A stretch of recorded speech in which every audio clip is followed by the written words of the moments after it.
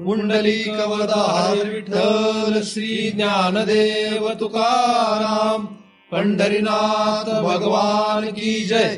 माऊली ज्ञानेश्वर महाराज की जय। जगद्गुरु तुकाराम महाराज की जय। सद्गुरुनाथ भगवान की जय। हरि ओम तत्सत।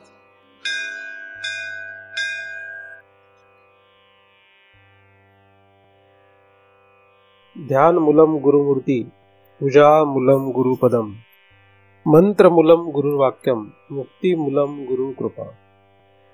ब्रह्मेवाहम अहम ब्रह्म, न चाहम ब्रह्मणा पृथक, नाहम देहो न मे देहा, केवलहम सनातन। या ठिकाणी आपण सर्वजण नेहमीप्रमाणे दृग्दृश्य विवेक या ग्रंथाचा अभ्यास करण्यासाठी एकत्रित जमलेलो आहोत। 29व्या श्लोकाचा आपण अभ्यास करीत आहोत। या श्लोकामध्ये 6वी समाधी सांगण्यात आलेली आहे। एकूण 6 समाध्यांच्या द्वारे आपण या शेवटच्या भागामध्ये भगवंताचा विचार करीत आहोत। समाधी हा काही सर्वसाधारण माणसाचा विषय नाही। समाधी प्राप्त व्हावी असं वाटणं यासाठी अनंत जन्माचं पुण्यही असावी लागते किंवा अनंत जन्म साधना केल्याशिवाय या समाधीची इच्छा निर्माण होणं अशक्य आहे। त्यामुळे श्रवण करणं ही निराळी गोष्ट आहे आणि तशी आपली इच्छा असणं ही निराळी गोष्ट आहे। समाधी म्हणजे भगवंताशी एकरूप होणे असा समाधी शब्दाचा अर्थ आहे। तो आपण मागे बऱ्याच वेळा विचारात घेतलेला आहे। अधिष्ठानाशी सम होणे म्हणजे समाधी असा आपण त्याचा विचार केलेला आहे। परंतु भगवंत म्हणजे काय असं जर आपण विचारात घेतलं तर आपल्याला हे माहित आहे की भगवंत म्हणजे जगामध्ये ज्याचं अस्तित्व कोणालाही लक्षात येत नाही किंवा जो जगामध्ये नाम रूपाने अजिबात नाही तो खरा भगवंत आहे। जे नाम आणि रूप या 2 कक्षेमध्ये येतं ते भगवंताचं रूप नाही किंवा ते भगवंताचं स्वरूप नाही, ते मायेचं स्वरूप आहे किंवा ते प्रकृतीचं स्वरूप आहे। असं असल्यामुळे ज्याला आपलं नामरूपात्मक अस्तित्व संपूर्णपणे नष्ट करावं वाटतं किंवा ज्याला आपल्या नामरूपाची अजिबात हौस नाही अशाच माणसांचा हा विषय आहे। ज्यांना काहीतरी व्हावं वाटतं त्यांचा हा विषय नाही, ज्यांना काहीतरी करावं वाटतं त्यांचा सुद्धा हा विषय नाही। पण मग एखादा म्हणू शकतो तुम्ही तर हे सगळं करताय नाही का, एखादा म्हणू शकतो की तुम्ही तर हे सगळं करताय आणि तुम्ही सांगता की काही करायची इच्छा नाही पाहिजे, काही व्हायची इच्छा नाही पाहिजे, तुम्ही तर हे झाले तुम्ही तर ते झाले असं म्हणू शकतो। तर काहीही न करणे, काहीही न होणे हे कसं आहे, हे साक्षात कसं आहे, हे जिथपर्यंत वेदांताचे अशा प्रकारचे ग्रंथ योग्य अशा साधू पुरुषांकडून आपण श्रवण करत नाही किंवा अधिकारी महापुरुषाकडून जिथपर्यंत आपण श्रवण करत नाही तिथपर्यंत ते कळणं अशक्य आहे। नुसतं वाचून यामध्ये काहीही कळणार नाही। त्यामुळे न करणे, काही न होणे ही जी स्तब्धी भावाची स्थिती आहे किंवा हा जो स्तब्धी भाव आहे हा कशा प्रकारे असतो हे साधू संगतीत राहिल्याशिवाय कळत नाही। नुसत्या श्रवणाने तो कळू शकत नाही, कारण श्रवण केल्यानंतर आपण उर्वरित काळामध्ये अशा लोकांच्या सोबत राहतो की ज्यांना काहीतरी व्हावं वाटतं, अशा लोकांच्या आपण संगतीत राहतो की ज्यांना सारखं काहीतरी करावं वाटतं, हे करायचंय ते करायचंय, असं करावं तसं करावं, मी हे झालं पाहिजे मी ते झालं पाहिजे, अशा प्रकारच्या असंख्य भावामध्ये साधारणपणे मनुष्य गुंतलेला असतो। आणि अशांच्या संगतीत आपण राहिल्यामुळे, अशांचंच आपण अन्नपाणी खाल्ल्यामुळे तेच संस्कार आपल्यामध्ये राहतात आणि आपण मग अशा प्रकारचा विचारही करू शकत नाही। तर संग जो आहे हा अत्यंत महत्त्वाचा असतो। आपण कोणाच्या संगतीत राहतो यानुसार आपली दृष्टी बदलू शकते। ज्याच्या संगतीत राहतो त्याच्याप्रमाणे आपली दृष्टी तयार होते। परंतु आपण ज्याच्या संगतीत राहतो त्याच्याप्रमाणे दृष्टी झाल्यामुळे इतर प्रकारची दृष्टी असणारी जी लोक असतात ती आपल्याला विरोधात जाण्याची शक्यता असते किंवा ते विरोधातच जातात। आणि हे परमार्थामध्ये नाही तर सर्वत्र व्यवहारामध्ये सुद्धा असंच असतं की आपण ज्या दृष्टीने जगतो किंवा आपण ज्या विचारामध्ये जगतो त्याच्या पेक्षा वेगळ्या विचारात वेगळ्या दृष्टीने जगणारी जी माणसं असतात त्यांचं आणि आपलं कधी जुळत नाही. म्हणजे तुम्हाला जर सकाळी रोज लवकर उठून सगळं उरकण्याची सवय असेल, म्हणजे सकाळी लवकर उठायचं, उदाहरणार्थ स्त्रियांचा जर आपण विचार केला तर एखाद्या स्त्रीला जर सकाळी लवकर उठून आंघोळ वगैरे करून स्वयंपाक करण्याची सवय असेल आणि तिच्या घरामध्ये जर सून आली आणि ती जर सकाळी उठून आंघोळ न करता स्वयंपाक करू लागली तर त्यांच्यामध्ये फार मोठा गोंधळ निर्माण होतो, त्यांच्यामध्ये वाद होतो, भांडण होतात. आलं लक्षात? असं का होतं? कारण दोघांची दृष्टी काय असते, वेगळी आहे. हिचं बरोबर का तिचं बरोबर हा एक मोठा प्रश्नच असतो. मग हा जर विकोपाला गेला तर ते दोघांची फारकत होण्याची सुद्धा शक्यता असते. मग सासू सासरे वेगळे, नवरा बायको वेगळे, अशी उदाहरणं मी पाहिलेली आहेत. फक्त कारण काय, आंघोळ करून गॅस पेटवायचा का नाही पेटवायचा, म्हणजे गॅस पेटवण्यासाठी आंघोळ करावी का नाही, म्हणजे स्वयंपाक करण्यासाठी, चहा करण्यासाठी, तर याच्यावरून काय होतं, गोंधळ होतो. तर ही साधारण गोष्ट आहे. अशा जगामध्ये असंख्य गोष्टी आहेत की ज्याच्यामध्ये दृष्टिकोन प्रत्येकाचा भिन्न भिन्न असतो. आणि मग ज्याला जे आवडतं तो त्याच्यासोबत राहतो. ज्याला जे संस्कार आवडतात त्या संस्कारामध्ये असणाऱ्या लोकांच्या सोबत असा व्यक्ती राहू लागतो. परमार्थामध्ये असंच आहे. तुम्हाला जर भजन पूजन आवडत असेल आणि समजा माझ्यासारखा व्यक्ती असेल की तुम्हाला सांगत असेल वेदांत, त्याच्यामध्ये भजन पूजनाला एवढी किंमत दिली जात नाही किंवा नाहीच दिली, तर भजन पूजन करणाऱ्या माणसांना कठीण होऊन जातं, बरोबर. मग त्यांना असं वाटायला लागतं अरे हे काहीतरी गडबड आहे, हे काहीतरी चुकीचं आहे. मग ज्याला असं वाटतं ना हे बरोबर आहे, मग त्यांची एकी होते किंवा ते एकत्र येतात. आणि ज्यांची भजनाची पूजनाची सवय असते अशा लोकांचा एक वर्ग तयार होतो.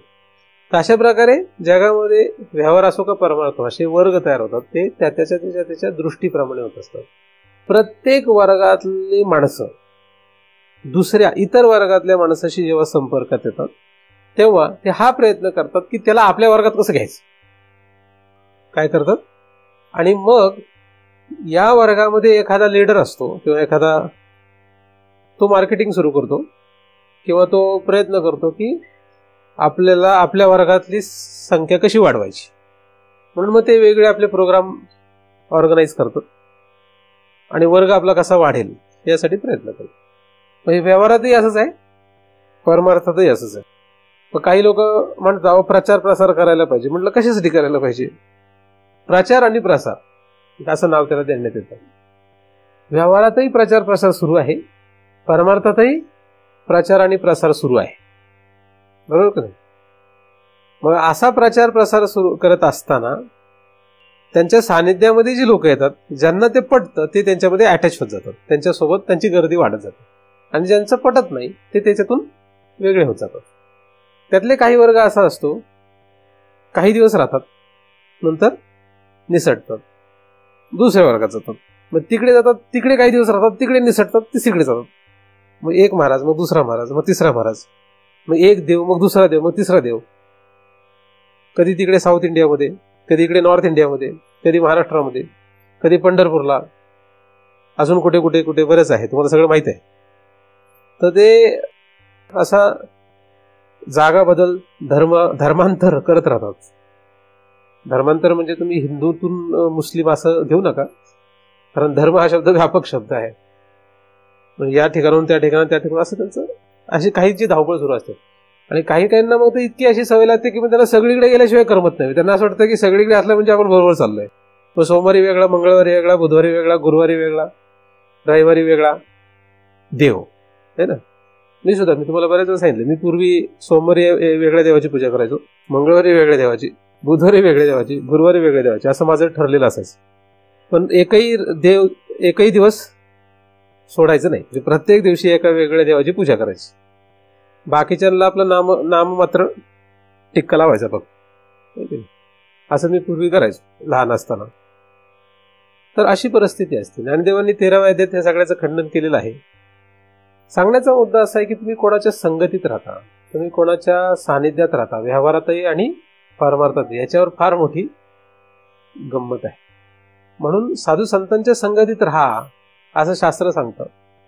पण साधू संघ किंवा साधू संतांचा संघ म्हणजे कोण साधू असतो हे कळलं फार अवघड आहे. शेंडी वाढवली म्हणजे साधू होतो असं काही लोकांचा गैरसमज आहे. कपडे बदलले की साधू होतो असं वाटायला लागतं लोकांना. घरदाराचा त्याग केला की साधू होतो असं वाटायला लागतं लोकांना. कुठल्या तरी योगिक शक्तीने त्याच्यामध्ये तेज दिसायला लागले की तो साधू आहे असं वाटायला लागतं. तर हे लोक व्यवहारात सापेक्षित रीतीने थोर मोठे आहेत असतात. ते कसे मोठे आहेत? सापेक्षित रीतीने थोर मोठे असतात. त्यामुळे त्यांच्या सानिध्यात गेल्याने तेवढ्या प्रमाणात फल हे मिळणारच आहे. परंतु आपल्याला काय पाहिजे त्यानुसार त्या त्या साधूकडे त्या त्या योग्य अधिकारी माणसाकडे जाणं गरजेचं असतं. तुम्हाला जर क्लासिकल संगीत शिकायचं असेल आणि तुम्ही जर आपल्या वारकरी भजन गाणाऱ्या माणसाकडे गेले तर तो क्लासिकल काय सांगणार तुम्हाला? नाही का सांगता येईल त्याला? त्याला काही सांगता येणार नाही. त्याला क्लासिकल संगीत शिकवणाऱ्या व्यक्तीकडेच जावं लागेल, मग त्याला क्लासिकल संगीत शिकता येईल. पण आधी आपल्याला कळावं लागतं की आपल्याला काय पाहिजे. जिथपर्यंत आपल्याला काय पाहिजे हे कळत नाही तिथपर्यंत काही उपयोग नसतो.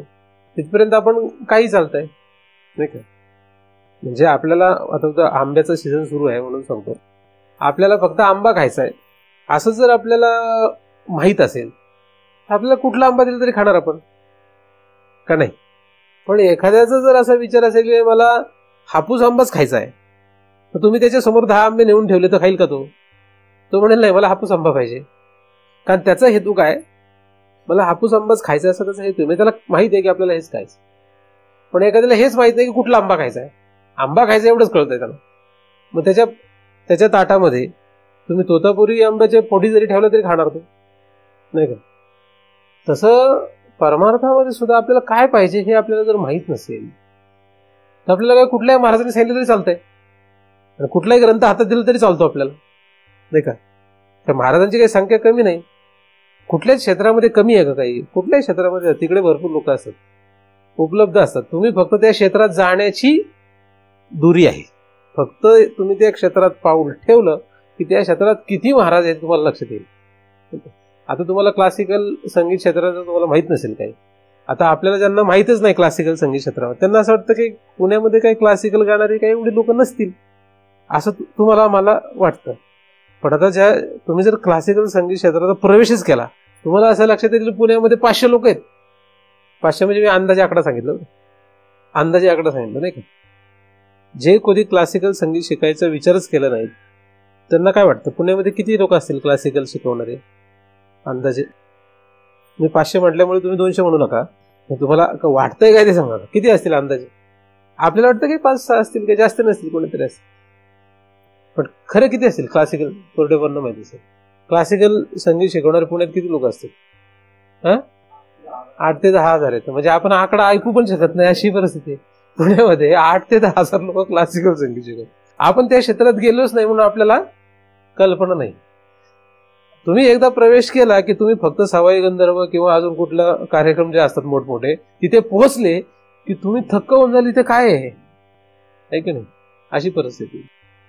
तर आपण जिथपर्यंत त्या क्षेत्रामध्ये जात नाही, विचार करत नाही, तिथपर्यंत आपल्याला कल्पना नाही येत त्या क्षेत्राची. तसं तुम्हाला असं वाटलंच की देव प्राप्त करावा किंवा काहीतरी देवदेव करावा असं वाटलं, तुम्ही आले की तुम्हाला असं लक्षात येईल हजारो महाराज आहेत तिथे. आळंदीत तुम्ही एक फेरफटका मारून नाही, तुम्हाला कोणी महाराज दिसणार नाही, कळणारच नाही महाराज आहेत का. पण तुम्ही आळंदीत गेले की महाराजांकडे जायचंय असं तुम्हाला जर भाव निर्माण झाला आणि तुम्ही गेलेच एखाद्या आश्रमात तर तुम्हाला लक्षात येईल आळंदीत 1000 आश्रम आहे. 1000 आकडा मी पुन्हा गमतीनेच सांगतोय, तो काही खरा नाहीये. तो किती असेल मला माहित नाही. कारण पूर्वी मला असं वाटायचं आळंदीमध्ये काही महाराज वगैरे असं काही एवढे जास्त नसतील. मग नंतर मला एक सांगितलं एवढे महाराज आहेत. म्हणून कुठल्याही क्षेत्रात गेल्यानंतर आपल्याला ते ज्ञान किंवा तो विषय सांगणाऱ्यांची काही कमी नाही. पण मग आपल्याला काय पाहिजे हे आपल्याला पहिल्यांदा नीट ठरवावं लागतं, नाही तर आपली काय होते, फसगत होते. कुठल्याही क्षेत्रामध्ये आपल्याला नक्की काय पाहिजे हे आपल्याला जिथपर्यंत कळत नाही तिथपर्यंत फसगत आहे. तुम्ही इथे येऊन बसलेल्या ही जो तुमची फसगतच आहे. जिथपर्यंत तुम्हाला कळत नाही की तुम्हाला काय पाहिजे, नाही तर काय होणार की तुम्ही बरेच दिवस ऐकलं, 1 वर्ष ऐकलं, 2 वर्ष, 10 वर्ष ऐकलं, नंतर लक्षात आलं की आपल्याला हे नव्हतं पाहिजे, आपल्याला दुसरं पाहिजे. मग तुम्ही म्हणाल एवढे वर्ष वाया गेले. असे बरेचसे लोक परत जातात माहितीये ना. ते येतात, काही वर्ष राहतात, काही दिवस राहतात, आणि मग त्यांना लक्षात येतं आपल्याला हे नव्हतं पाहिजे, आपण वेगळं काहीतरी शोधत होतो. आणि मग ते परत येत नाहीत. काय होतं, मग ते परत फिरकत नाही, कारण त्यांना मग आता ही फसगत झाली त्यांची. मग ते दुसरे कुठेतरी भेटले तर त्यांना लोक म्हणतात हो ते चुकीचं आहे, ते इथं असं नाहीये. मग त्यांना वाटतं की आपल्याला फसवलं यांनी. तुम्हाला काय वाटेल, तुम्हाला असं वाटेल यांनी फसवलं आपल्याला. तर वास्तविक तसं झालेलं नसतं. आपल्याला काय पाहिजे आपल्याला न कळल्यामुळे आपण त्या ठिकाणी पोहोचलेलो असतो आणि तिथे आपल्याला असं वाटतं की आपण फसलो गेलो. तर आपण काय, आपल्याला कोणी फसवत नाही जगात आपल्याला कोणी फसवू शकत नाही. आपण आपल्याला फसवत असतो की आपल्याला नक्की काय करायचं हे न कळल्यामुळे आपण त्या ठिकाणापर्यंत पोहोचलो असतो. तर पहिल्यांदा व्यवहारामध्ये सुद्धा हे नीट लक्षात घ्यायला पाहिजे की आपल्याला काय पाहिजे आणि त्यानुसार त्या ठिकाणी आपण जायला पाहिजे. परमार्थात सुद्धा आपल्याला नक्की काय पाहिजे हे पहिल्यांदा कळून घेतलं पाहिजे आणि तसं गेलं पाहिजे. आता काही वेळेस त्या क्षेत्रामध्ये आपल्याला काय पाहिजे हे आपल्याला कळत नसतं, म्हणजे नीटचं कळत नसतं, मग साधारणपणे कळत असतं. मग अशा वेळेस आपल्याला उपलब्ध असलेल्या वेगवेगळे ग्रंथ असतात किंवा पुस्तकं असतात, त्यांचा बारकाईने अभ्यास करायला पाहिजे. त्या क्षेत्रातल्या लोकांची माहिती घेतली पाहिजे आणि ती माहिती घेऊन मग निर्णय लावत गेलं पाहिजे. ही प्रक्रिया आहे. मग व्यवहारात सुद्धा परमार्थात सुद्धा तुम्हाला देव पाहिजे असं तुम्हाला वाटतं, पण देव पाहिजे असं ही काय झाली, एक साधारण भूमिका आहे. देवदेव करणं ही काय आहे, ही एक साधारण भूमिका आहे. पण देवदेव करणं किंवा देव प्राप्त करणं म्हणजे काय, ह्याचा सखोल अभ्यास आधी करावा लागतो, विचार करावा लागतो. देव म्हणजे काय आणि ह्या देवाचं प्राप्त करायचं असेल तर हा देव कुठे असतो, काय असतो, याचा सगळा अभ्यास करावा. तो ग्रंथामध्ये दिलेला आहे आणि तो जर आपण महाराजांकडून पण शोधून बघितला तर आपली पुढे पुढे गती होऊ शकते. फक्त मला भजन करायचंय असं जर एखाद्याला वाटत असेल तर त्याला तुम्ही देव सांगून उपयोग नाही.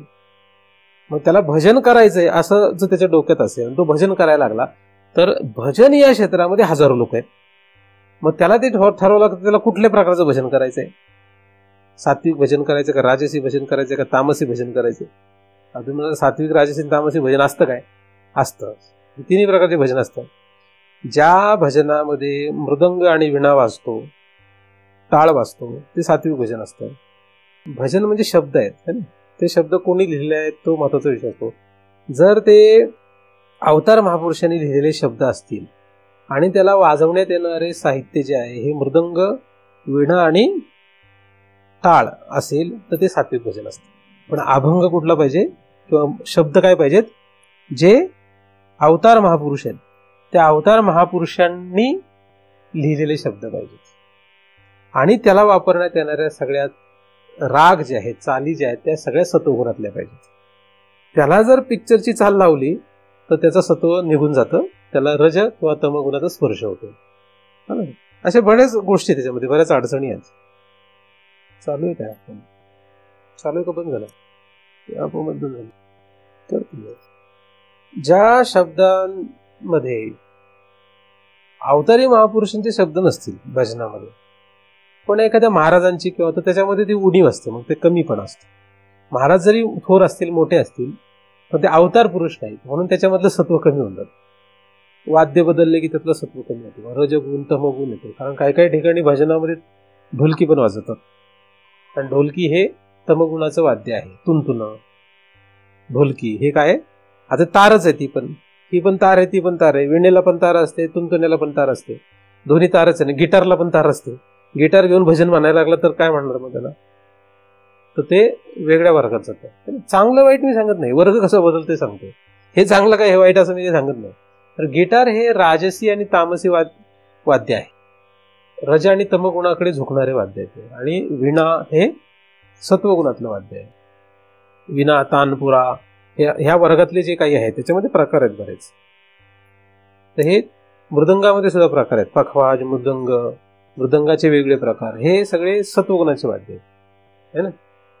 तर असा फरक पडतो. म्हणून आपल्याला भजन म्हटलं की नुसतं भजन म्हणून जमत नाही, मग त्याच्यात प्रकार पडतात. तसं आपण देवदेव करायचं असं म्हटलं की नुसतं देवदेव म्हटलं की फरक लगेच पुढं उलगडत नाही. त्याच्यामध्ये काय काय प्रकार आहे ते शोधायला, त्याची ओळख करून घ्यायला. तसं समाधी असं म्हटल्यानंतर काय लगेच समाधी म्हणजे असं होत नाही. समाधीमध्ये लगेच फरक लक्षात घ्यावा लागतो. नाही तर लोकांना समाधी म्हटलं की लगेच डोळे मिटा आणि असं बसा म्हणजे समाधी, असं एक फार मोठा सहज समज जगामध्ये पसरलेला आहे. तर समाधी या शब्दाचा अर्थ तसा नाहीये, हे मी तुम्हाला बऱ्याच महिन्यांपासून या श्लोकांच्या द्वारे सांगतो आहे. की समाधी म्हणजे गुहेत बसून तो असा जटा वाढल्या, त्याच्या अंगाभोवती वाळूळ साठलंय, अशा प्रकारची समाधी म्हणजेच समाधी असं नाही.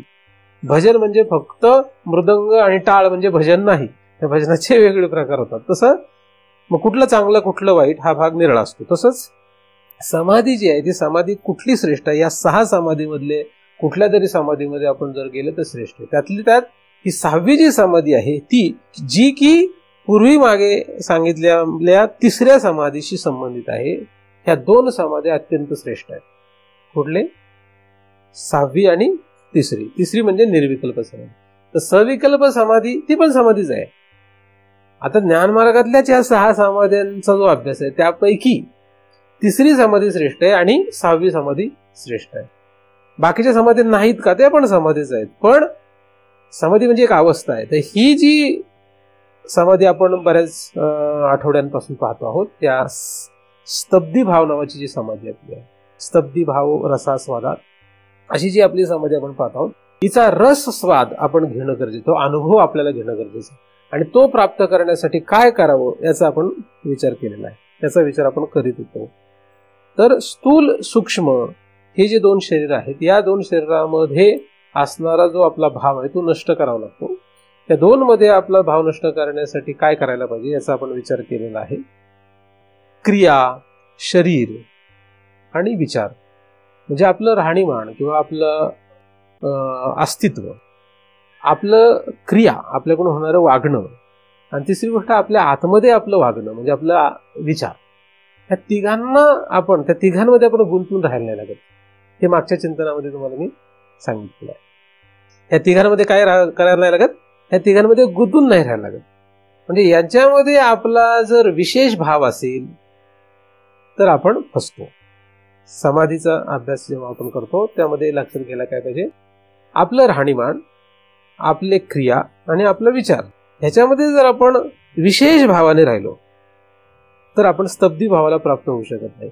या तिघांमध्ये आपण सामान्य भावाने राहिलो तर आपण स्तब्धी भावाला प्राप्त होऊ शकतो. तर विशेष भावाने राहणं म्हणजे काय याचा मागच्या वेळेस आपण विचार केला, थोडक्यात पुन्हा सांगतो तो, की असेच कपडे पाहिजे, असंच मी दिसलो पाहिजे, हे जे वाटत असतं हे काय? आपल्या असण्याचा म्हणजे आपल्या अस्तित्वाचा विशेष भाव आहे. आणि जास्तीत जास्त माणसं याच्यामध्ये गुंतलेली असतात. म्हणजे अंगावरचा कपडा म्हणजे अशी साडी पाहिजे, असं सोनं पाहिजे, अशा प्रकारे असंख्य प्रकारचे या शरीराला ठेवण्याची पद्धत आहे की ज्याला वास्तविक मृत्यू आल्यानंतर त्याला काहीच अर्थ राहत नाही. म्हणजे म्हाताऱ्या माणसाला सुद्धा आरशासमोर उभं राहून डोक्यावर कंगवा फिरवा वाटतो, ज्याच्या डोक्यावर काही आता राहिलेलं नाही. अशा सुद्धा माणसाला काय वाटतं? काही गरज नसते, काहीच गरज नसते. आता बरेचसे तुमच्यापैकी लोकांना कंगवीची गरज नाहीये, पण तुमच्याकडे घरी कंगवा असेल हे नक्की लक्षात आहे का नाहीये? काय गरज आहे का तुम्हाला कंगवीची? आता तर नाहीये गरज, पण तरी तुमच्याकडे आहे. कशासाठी ठेवलाय? काही गरज नाही पण ठेवलेला आहे. काय त्याचं कारण काय? त्यांच्याकडे केस असतील डोक्याला, ठीक आहे, त्यांनी ठेवला, त्यांनी जरा फिरवलं ते चांगलं आहे. पण त्याला गरज राहिली त्यांनी कशाला कंगवा ठेवा? नाही का? तुमच्याकडे आहे का नाही? म्हणजे सगळ्यांकडेच आहे, तुम्ही काही वाईट वाटून घेण्याचं कारण नाही.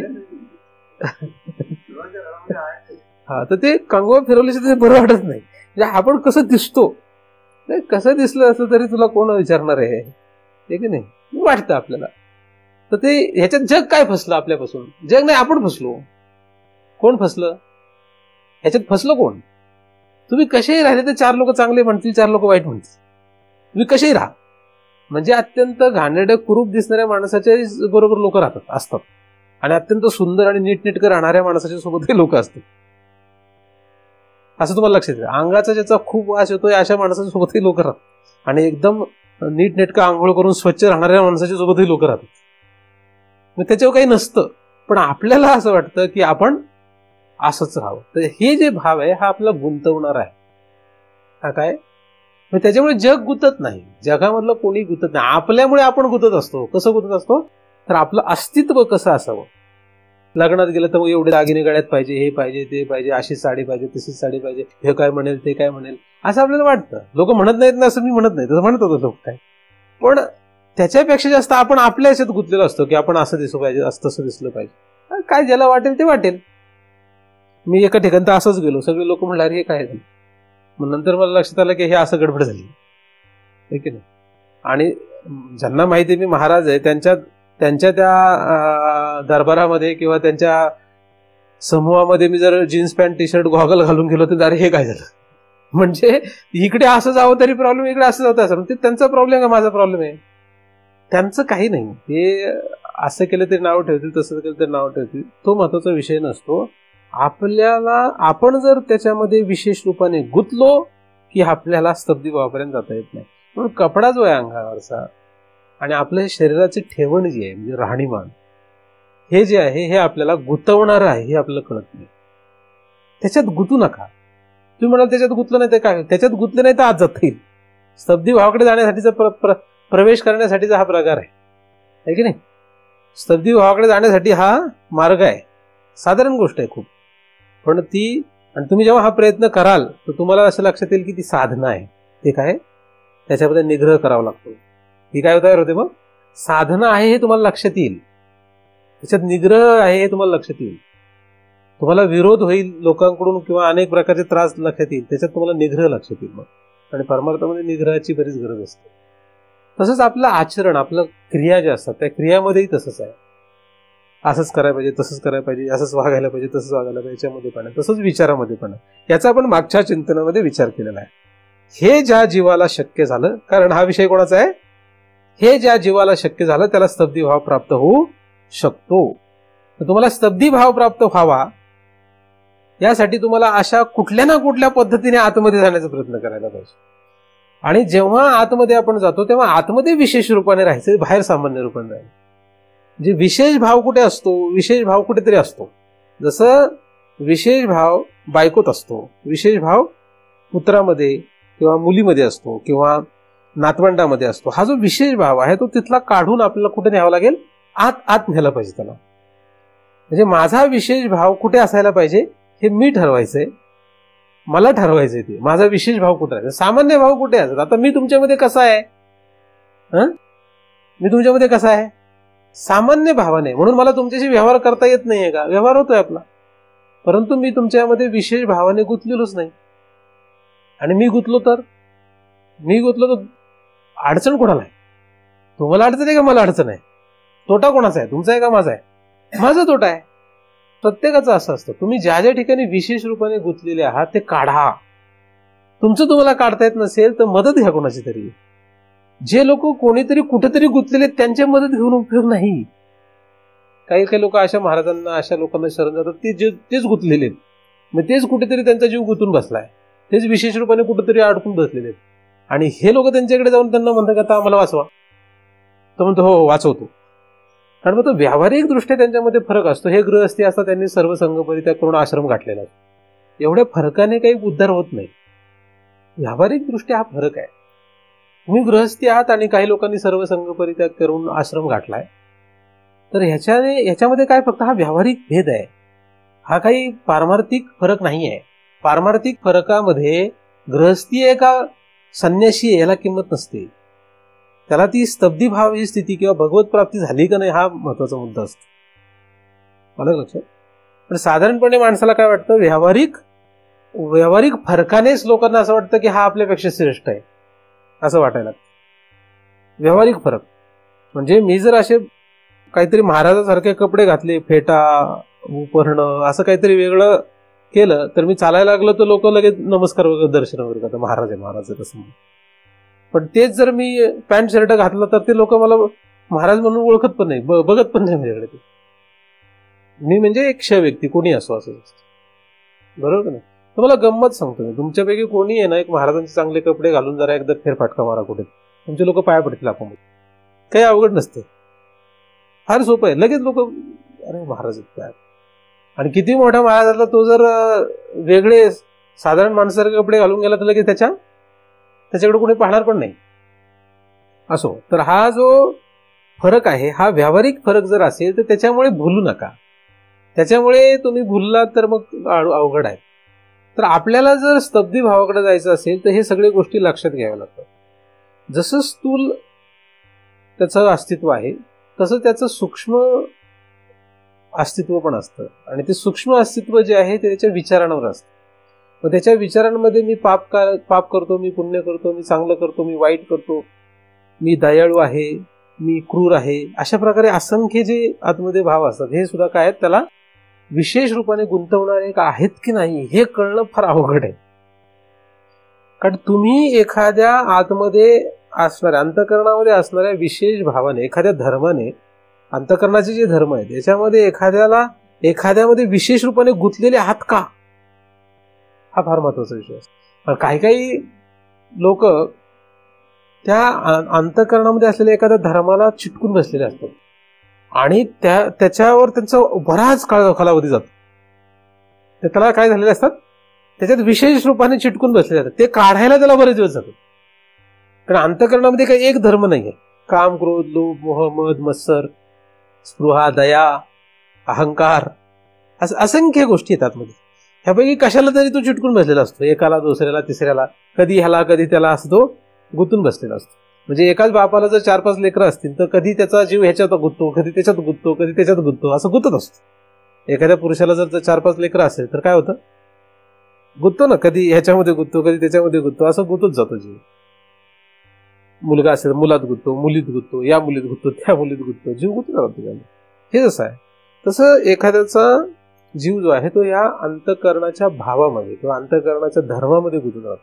तर त्याच्यातून तो जिथपर्यंत विशेष रूपाने बाहेर पडत नाही, तिथं सामान्य रूपाने राहिला तरी काही होत नाही. तसंच जिथपर्यंत होत नाही तिथपर्यंत तो जीव आतमध्ये जात नाही. जीवाने विशेष रूपाने कुठे राहावं, जीवाने विशेष रूपाने जीवावरच राहावं. आणि सामान्य रूपाने कुठे राहावं, कुठेही राहावं. सामान्य रूपाने कुठेही राहू देत, त्याने काही होत नाही, काही होत नाही त्याने, त्याला त्याची बाधा लागत नाही. पण हे म्हणायला सोपं आहे, पण करायला किंवा अवगत करायला अवघड आहे. तर त्यासाठी आपल्याला प्रयत्न करायला पाहिजे. हे जेव्हा होईल तेव्हा तो त्या जीवावर येईल. आणि जीवावर आला की जीवाचा स्तब्धी भाव त्याला लक्षात येईल. जीवाचा स्तब्धी भाव काय आहे, जीवाचा स्तब्धी भाव असा आहे की जीव काहीही नाही आहे. जीव काय, जीव म्हणजे काय, जीव म्हणजे काहीही नाहीये.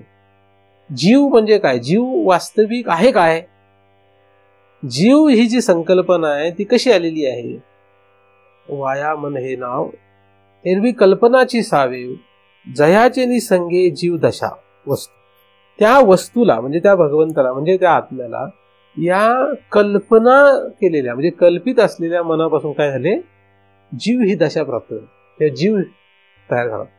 पण मग तो जेव्हा अशा प्रकारे जीवावर जातो तेव्हा काय होतं, आपोमत ज्याच्यामुळे त्याला हे जीवदशा आली होती त्याच्यामध्ये नंदेवंडनी काय सांगितलेलं आहे, मन हे पहिलं कारण सांगितलेलं आहे. आणि त्या मनापासून पुढे मग गोष्टी आहेत. आणि मन म्हणजे ते विचार, आपण जो अभ्यास करतो आहोत त्याला जर संगतीच लावायची ठरली तर मन म्हणजे विचार, विचार, क्रिया आणि पुढे त्याचं स्थूल रूपाचं अस्तित्व. अशा प्रकारे तो बाहेर येतो. तर हे मन जे आहे हे मन मुळातच कल्पित आहे. पण ते कल्पित आहे हे लक्षात येण्यासाठी त्याच्यामध्ये सामान्य रूपाने लावलं. ज्या गोष्टीत आपण विशेष रूपाने गुंततो ते आपल्याला त्रासदायक असतं, सुखकारक किंवा दुःखकारक दोन्ही होतं. ज्याच्यामध्ये आपण गुंतत नाही, ज्याच्यामध्ये सामान्य रूपाने राहतो ते एवढं आपल्याला त्रासदायक होत नाही. म्हणजे गावातल्या कुठल्या तरी माणसाचा मृत्यू झाला तर आपल्याला एवढं काही दुःख होत नाही. आपण मैतीला जातो, दहाव्याला जातो, लाडू खातो, सगळं काही करतो, पण एवढं काही त्याचा परिणाम होत नाही.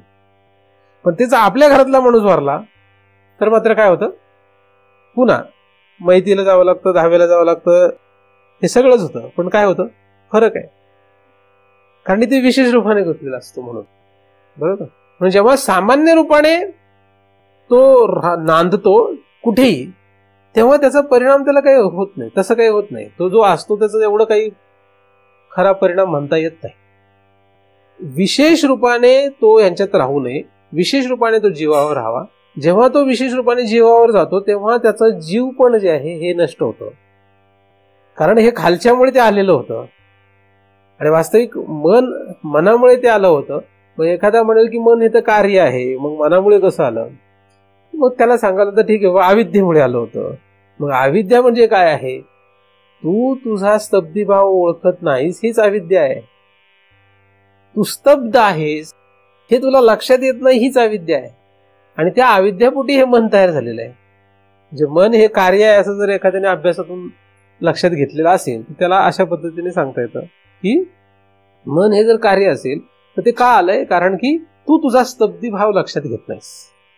तू स्तब्ध आहेस हे तुला लक्षात आलं नाही, म्हणून मन तयार झालं. आणि म्हणून पुढे मनाचा परिणाम म्हणून इंद्रिय आणि पुढे सर्व स्थूल शरीरासह संपूर्ण त्रिलोक तयार झाला. पण याला कारण फक्त आपण आपला स्तब्धी भाव लक्षात घेतला नाही. आपली जात आपल्याला लक्षात आली नाही, हा दोष आहे. स्तब्धी भाव ही आपली काय आहे? ही आपली खरी जात आहे. हा आपला खरा धर्म आहे. स्तब्धी भाव हा आपला धर्म आहे. धर्म म्हणजे काय? मी पापी आहे, मी पुण्यवान, हे काय झालं? हे धर्म झाला. मी चांगला आहे, वाईट, हे काय झालं? धर्म झाला. हे सगळे धर्म आहे. आपला खरा धर्म काय आहे? स्तब्धी भाव आपला काय? स्तब्धी भाव हा आपला खरा धर्म आहे. हा आपला खरा धर्म आहे, म्हणजे हा स्वधर्म आहे. म्हणजे स्वधर्म आपला स्तब्धी भाव आहे. पण आज त्याच्यापासून आपण वंचित आहोत. त्याला कारण काय? कारण परधर्मामध्ये आपण गुंतलेलो आहे. आपण कुठे गुंतलेलो आहेत? परधर्मामध्ये गुंतलेलो आहे. मग परधर्म जे आहेत ते सोडले पाहिजेत. परधर्म भयावह, स्वधर्मे निधनम असा श्लोक आहे ना. स्वधर्मे निधनम, स्वधर्माचं निधन झालंय आणि परधर्मामध्ये गुंतून बसलोय. मग याला जर संपवायचं असेल, याच्यातून बाहेर पडायचं असेल तर सर्व धर्मान् परित्यज्य करावं लागेल. मग सर्व धर्मान् म्हणजे मग सर्व म्हणजे कुठले धर्म? तर एका स्वधर्माव्यतिरिक्त सगळेच परधर्म आहेत. मग एक स्वधर्म काय? स्वधर्म एकच आहे, तो म्हणजे स्तब्धी भाव. या श्लोकाला धरून, या समाधीच्या अभ्यासाला धरून आपला एकच धर्म आहे. काय? स्तब्धी भाव. आणि स्तब्धी भाव म्हणजे काय? काहीही न होणे, काहीही न करणे. मी काहीही करत नाही, मी काहीही होत नाही, मी काहीही झालेलो नाही, मी काहीही झालो नाही, मी काहीही नाहीये आणि मी काही होणार पण नाहीये. हा स्तब्धी भाव आहे. असं कोणाला शिकावं लागतं? जीवाला. मनाला शिकून उपयोग आहे का? बुद्धीला शिकून उपयोग? बुद्धीला शिकवलं की तुम्ही विसरणार आहात उद्या. काही लोक म्हणतात आम्ही विसरतो, आता आमचं म्हातारं झालो. अहो, तुम्ही बुद्धीला धरून बोलताय म्हणून बोलतो. तुम्ही बुद्धीला शिकवत आले म्हणून तुम्हाला ती अडचण आहे. कशाला शिकवतोय आपण? जीवाला शिकवा, तुम्ही कधी विसरणार नाही. जीवाला शिकवलं तर तुमची बुद्धी जरी पूर्णतः नष्ट झाली, म्हणजे एकदम काय झाली, म्हातारपणामुळे काय झाली, संपत गेली, कमजोर झाली, तरी काहीही होणार नाही, फरक पडणार नाही त्याने. पण यासाठी काय करावं लागेल? जीवाला हे शिकवावं लागेल. तुम्ही म्हणाला जीवाला कसं शिकवावं? आधी जीवावर यायला पाहिजे ना, यायला पाहिजे ना जीवावर. जीवावर जिथपर्यंत येत नाही तिथपर्यंत जीवाला शिकवणारच. म्हणजे आपला जीव जो आहे तो या प्रक्रियेमध्ये जर आलाच नाही तर त्याला कसं शिकवणार? तुम्ही जीव घरी ठेवून येता, बुद्धी घेऊन इथे येता, मग कसं होणार? जीव कुठे ठेवला? जीव कुठे ठेवलेला असतो? साधारणपणे माणसाचा जीव कुठे ठेवला असतो? माणूस पंढरपुरात, जीव कुठे असतो? जीव घरी असतो. मग कसं होणार सांगा? ज्याच्यावर प्रक्रिया करायची तो पाहिजे ना. पण शरीर आलेलं आहे, मन आलंय, बुद्धी आलंय. काही काहींचे नुसते शरीर येतात, मन बुद्धी पण येत नाही. काही काहींचं शरीर येतं, बुद्धी येते, पण मन येत नाही. मन भरकटत राहतं. मन भरकटत राहिलं तर बुद्धी हातबल होते. काही काहींचं मन येतं पण बुद्धी येत नाही, मग तरी उपयोग होत नाही. तर हे सगळे जे आहेत हे सगळे आले का नाही आले हे महत्वाचं नाही, जीव आला का नाही महत्वाचं आहे.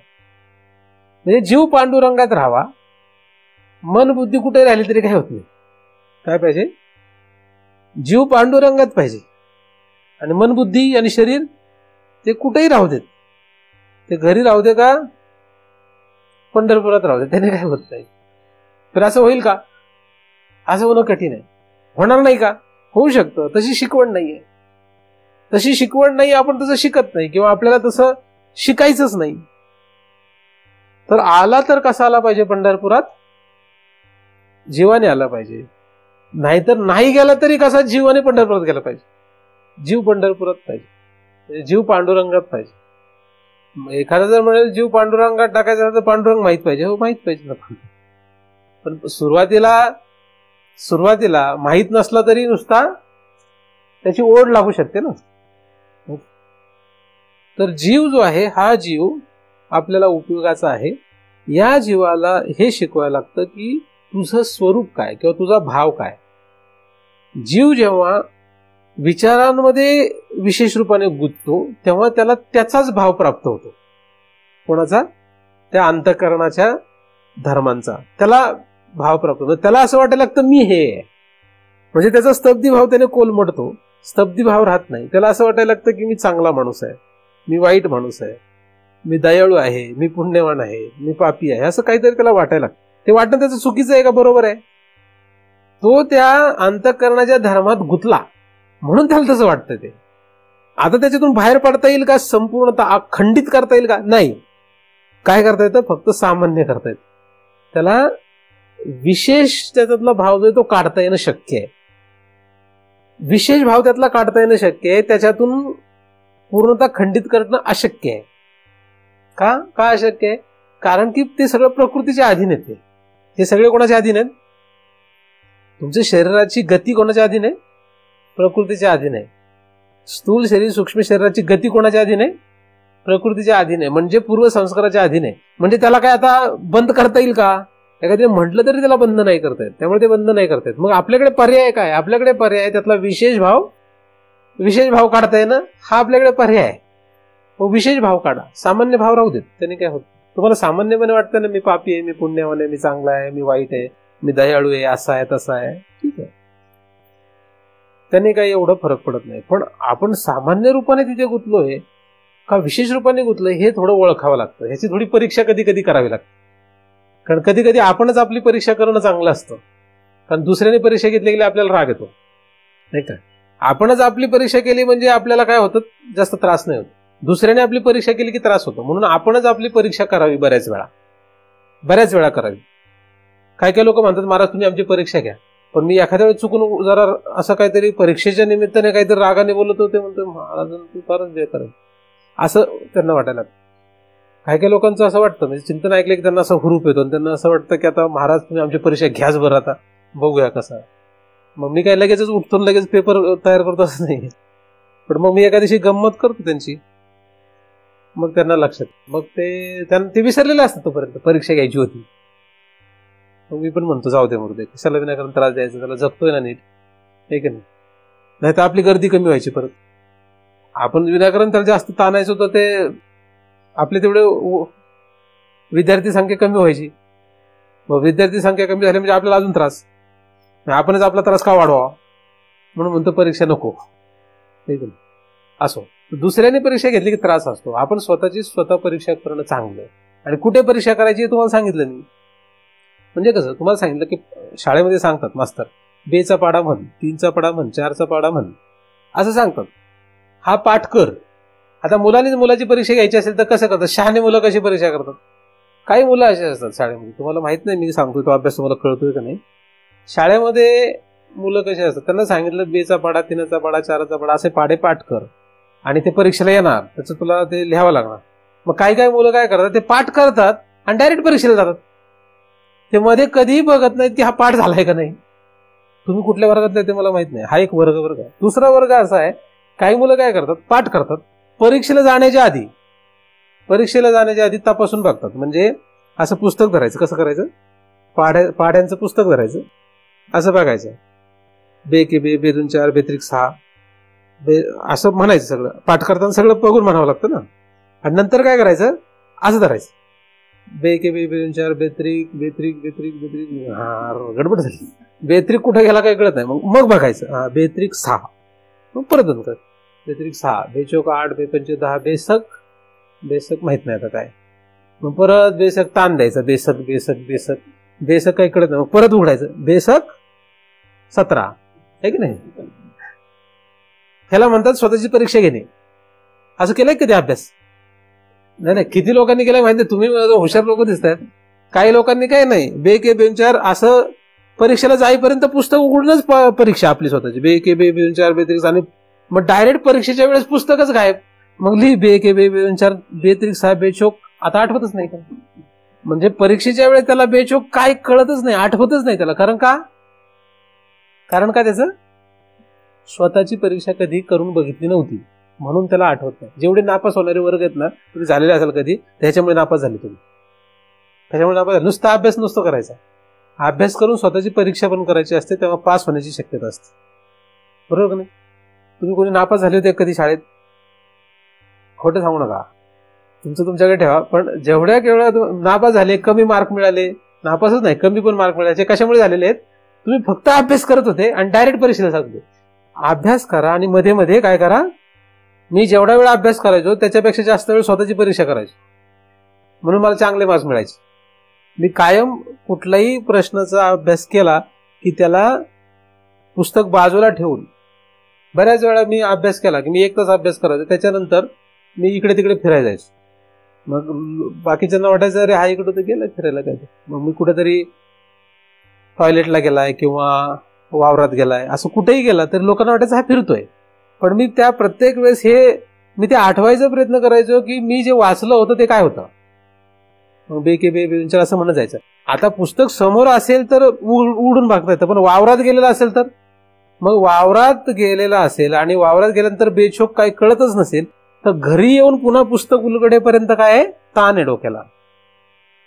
म्हणजे तेवढ्या वेळ पुन्हा पुन्हा प्रयत्न करायचा आहे की बेचोक काय आहे. ती मोठी परीक्षा असते, ती स्वतःचीच परीक्षा घ्यायला लागते. अशा पद्धतीने मी लहानपणापासून अभ्यास कळतपणे करत आलो. काही कारण असेल, माझे पूर्वसंस्कार तसे असतील, पण असं मी अभ्यास करत आलो लहानपणापासून. आणि परमार्थात आल्यानंतरही मी परमार्थात तसाच अभ्यास करतो. म्हणजे आपणच आपली काय करायची, सांगण्याचा मुद्दा काय, आपणच आपली परीक्षा करत राहा. आपणच आपली परीक्षा केली तर मग तुम्हाला फायनल परीक्षेमध्ये, खरी परीक्षा जेव्हा येईल तेव्हा पास व्हाल चांगल्या मार्काने. नाहीतर काय होईल, डायरेक्ट तुम्ही महाराजांनी प्रश्न विचारले की उत्तर शोधायचा प्रयत्न करता, मग गोंधळ जाता, असं करायचं काही कळत नाही. आणि चुकून बोललेचं लागलंच उत्तर तर टोला लागल्यासारखं आहे, तो काही गॅरंटी नसते खरं आहे का खोटं आहे.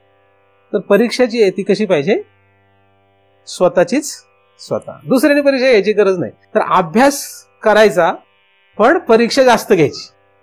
नाराज व्हायचं काही कारण नाही, बेचोक नाही आठवलं काही हरकत नाही, नाराज काय व्हायचंय. आपली काय ते फायनल परीक्षा नाही आहे, आपली फायनल परीक्षा मृत्यू येईपर्यंत आपली काही फायनल परीक्षा नाही, लक्षात ठेवायचं. मृत्यू आला की तुमचा विषय संपला, मग तुम्हाला कोणी काही करू शकत नाही. म्हणून मृत्यू येण्याच्या आत किती वेळा परीक्षा करता येते आपल्याला.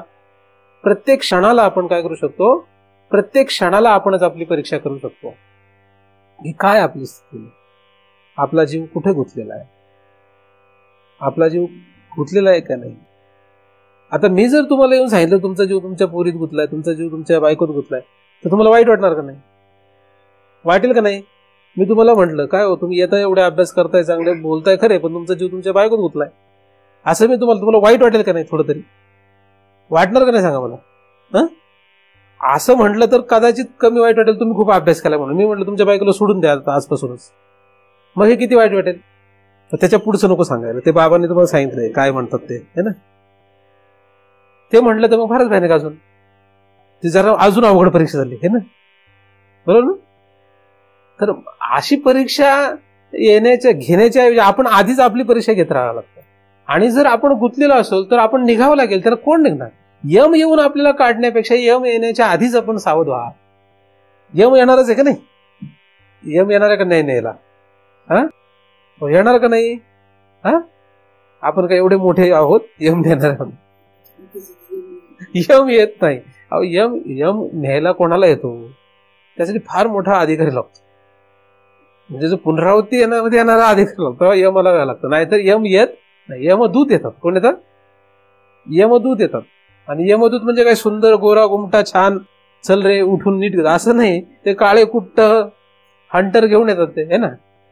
म्हणजे प्रेमाने काढून नेणार नाहीये जीव ह्याच्यातला काढताना प्रेमाने नेणार नाही. जीव जो आहे, जीव जेव्हा काढला जातो तेव्हा करवतीने हातपाय कापल्यानंतर जशा वेदना होतात तशा वेदना होतात, असं शास्त्रात लिहिलेलं आहे. हे काही थोतांड नव्हे. जेव्हा जीव काढला जातो तेव्हा प्रचंड यातना होतात. मला गंमत बघायची असेल तर तुमचा सगळ्यात जास्त जीव ज्याच्यात गुंतलेला आहे त्याच्यापासून काही ठरवा की आता एवढे दिवस मी त्या व्यक्तीपासून दूर जातो. बघा काय होतं, तुम्हाला लक्षात येईल यातना किती होतं. ताटातूट होता ना. तुम्ही ठरवा तुमचा जीव ज्याच्यात गुंतलेला आहे त्याच्यातून काय करा, ठरवा की एक दिवस काही काहींना तर एक क्षण सुद्धा नको वाटतंय, है ना. काही काहींना तर विचार सुद्धा सहन होत नाही. म्हणजे ज्यांचा बायको स्वतः जीव गुंतलेला असेल त्याला म्हटलं बायकोपासून आता तू 1 महिना दूर जा, तर त्याला तो विचार पण नाही सहन होऊ शकत, अशी पण परिस्थिती, है ना. तर परीक्षा जी आहे ती कोणी करायची? आपली आपण केली तर आपल्याला तो अभ्यास आहे. आपणच आपली परीक्षा करणं हा काय एक प्रकारचा अभ्यास आहे. असं करत गेल्यानं काय होतं, आपला जीव जो आहे तो ह्याच्यापासून वेगळा व्हायला, हुशार बनायला लागतो आपण. म्हणजे अभ्यासामध्ये आपणच आपली परीक्षा जेव्हा करीत असतो तेव्हा आपण हुशार व्हायला लागतो.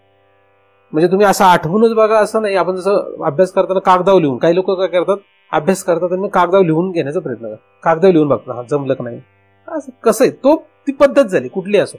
तसं जीव जो आहे, जीव इथे कुठे गुंतलेला आहे का नाही हे आपल्याला शोधावं लागतं. म्हणजे विशेष भावाने, विशेष रूपाने जीव कशात गुंतलेला आहे का हे शोधायला पाहिजे. काय करायला पाहिजे? आणि जीव कुठे गुंतला पाहिजे? सगळ्या शेवटी कुठे गुंतला पाहिजे? विशेष रूपाने. जीव हा जीवातच गुंतला पाहिजे. म्हणजे जीवाचा विशेष भाव जीवातच पाहिजे. तुम्हाला दुसरीकडे कुठे सांगतो का मी? तुम्हाला सांगितलं की माझ्यात जीव गुंतवा, असं मी काही सांगितलंय काय? अजिबात सांगत नाही. कुठे गुंतवा? जीव जीवातच. म्हणजे तुम्ही तुमच्यातच गुंता.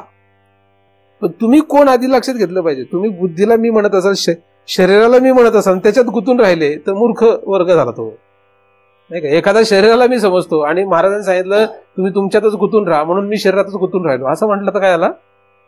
तो चूक झाली, म्हणजे फसगत झाली. त्यामुळे तसं नाही. जीव जो आहे हा जीव आपल्याला पहिल्यांदा लक्षात घेतला पाहिजे. आणि जीव एकदम स्पष्ट आहे. आपण जो अभ्यास करत चाललो त्याच्यामध्ये जीव एकदम स्पष्ट आहे. शरीर नाहीये, मन नाहीये, त्यांचे धर्म नाहीये. स्थूल सूक्ष्म देह त्यांचे धर्म म्हणजे जीव नाही. या धर्मामध्ये जो गुंततो तो जीव आहे. आलं लक्षात? विषयांमध्ये, शरीरामध्ये, सूक्ष्म शरीरामध्ये, यांच्या धर्मामध्ये जो गुंततो तो जीव आहे.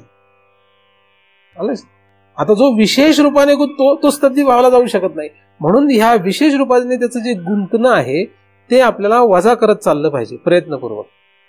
आणि हे दुसऱ्याला सांगायची गरज नसते. त्याची हुशार मुलं असतात ना, ते सगळा अभ्यास करतात, स्वतःची परीक्षा स्वतः घेऊन बसतात आणि मग जातात एक्झामला.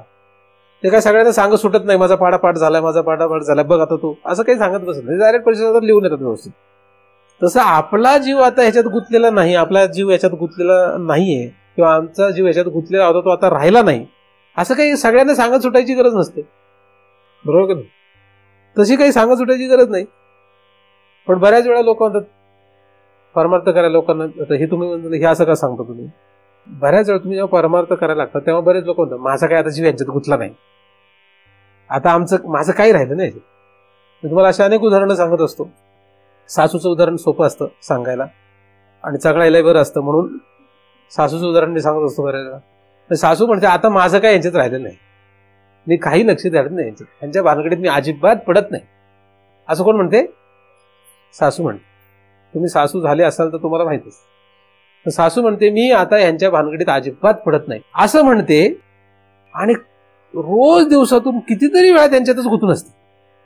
तिने असंच केलं, त्याने असंच केलं, तो आता तिचाच हमाल झालाय, हेच झालंय, तेच झालंय, असं निघतच नाही, गुंतून राहत. उदाहरण म्हणून सासू सांगितलं, काही असो असे अनेक उदाहरणं असतात. नाही पण मग त्यांचं वाईट झालं तर, मग काही लोक मला म्हणतात महाराज नाही आपण समजा लक्ष नाही दिलं मग ते कशी वागतील? म्हणजे तुमचं जीव गुंतलाय तिथे. कशी वागतील म्हणजे त्याचं जे कर्म आहे, त्याचे जे प्राचीन संस्कार शेष आहे, त्याच्यापेक्षा वेगळं काय वागतील? नालायकातलं नालायक होतील, नाही तर चांगले ते चांगले होतील. तुम्ही जीव गुंतल्यामुळे ते नालायक झाले तर तुम्हाला दुःख होईल, ते चांगले झाले तर तुम्हाला सुख होईल. तुम्ही काय कोणाला सांगता त्याच्यानुसार त्यांची वागणूक ठरत नसते. तो फक्त 33% भाग असतो. किती असतो? म्हणजे मी जेवढं सांगतो ह्याच्यातलं तुम्ही माझं ऐकण्याची शक्यता किती आहे? मी तुम्हाला आता सांगतो हे तुम्ही ऐकण्याची शक्यता किती आहे? फक्त 33% आहे. किती आहे? 33%. पण कधी तुम्ही पूर्णतः परीक्षावर अवलंबून असला तर, कारण परीक्षा प्रारब्धामध्ये 33% येतात. म्हणजे तुम्ही पूर्णतः असं ठरवलं की महाराजांचं ऐकायचंच तर किती टक्के ऐकू शकता? फक्त 33%. बाकीचे 66% वेगळ्या भागात आहेत. म्हणजे ज्याने 100% महाराजांचं ऐकायचंच ठरवलं त्याच्या हातात किती आहे? फक्त 33%. मग अशी परिस्थिती आहे. मग अशी जर परिस्थिती तुम्ही एखाद्याला किती सांगितलं, सुनेला सांगितलं, पोराला सांगितलं, ते काय आपल्याप्रमाणे त्यांनी जरी आपल्याप्रमाणे ऐकायचं ठरवलं तरी ते 33%च ऐकणार आहेत. कारण त्यांचं अनिच्छा प्रारब्ध, त्यांचं स्वेच्छा प्रारब्ध त्यांच्या सोबत आहे. मुलाला किती सांगितलं लवकर उठ, हे कर, ते कर, नीट राहा, आणि त्याने ऐकलंच तरी तो आठवड्यातून एकदाच लवकर उठेल, कारण पूर्ण ऐकलं म्हणून. उरलेले 6 दिवस सूर्य उगवला तरी त्याचे डोळे काय उघडणार नाही, कारण त्याच्या प्रारब्धाचं तसं खेळ, त्याची कर्म तसली आहेत. चांगले का वाईटचं सांगत नाही, ते कर्म तसे. उदाहरण म्हणून सांग, तसं तुम्हाला मी कितीही सांगितलं तुम्ही असं करू नका, हे करू नका, ते करू नका, तरी तुम्ही ते करणार. तुमच्या हानीच्या प्रारब्ध ते असलं किंवा तुमच्या स्वेच्छा प्रारब्ध ते असलं तरी तुम्ही ते करणारच आहात. बरोबर तुम्ही असं खेळ येतो. तर सांगण्याचा मुद्दा काय होता माझा, आपण त्यांच्यात गुतू नाही, आपण कोणातही विशेष रूपाने गुतू नये. मुलगा असो, मुलगी असो, नवरा असो, बायको असो, सासू असो, सून असो, काही असो, आपण कोणात गुतावं, आपल्या जीवात गुंतून राहावं. आपल्या जीवात गुंतून राहावं. ह्यांचं काय व्हायचं होतं, मी तर कोणाचा विचारच नाही करत. मग लोक आमचा काही विचारच नाही करतो. म्हणलं करतो करतो करतो म्हणायचं. मग ते म्हणतात आम्हाला कळतंय तुम्ही काय विचार करता आमचं. मग कळतंय ना, मग जा तुझं तू बघ. मग हे की नाही, जास्त एखाद्याला राग आला तर ते येत नाही, जात नाही आपण, जाऊ दे. मग जाऊ दे जाऊ दे म्हटलं तर आता जर आपल्याला काळजी असेल तर आपण गेलो, मग झालं, जीव गुदला परत. है ना, आले गेल्याची सेन करी नाही का. आता तुम्ही गेले निघून, तर मी जर जीवच लावून बसलो, आता हे आलेच नाहीत, महाराज आलेच नाहीत, महाराज आलेच नाहीत, महाराज आलेच नाहीत, तर मग काय झालं, विनाकारण महाराजाचा जीव गुंतून बसला का नाही. महाराज आले काय नाही आले का नाही, हे महाराजांना जर म्हटलं तर महाराज आपल्याला किंमतच नाही. महाराजांना असं जर म्हटलं तर महाराज म्हणणार आपल्याला काही किंमत आहे, आपण काय जायचं तिथं, आपल्याला किंमतच नाही तर आपण कसं जायचं. अशी जग आपल्याशी वागत असतं. म्हणून जगामध्ये काय अवघड आहे. तुम्ही जीव गुंतवला तर जग तुमचं आहे.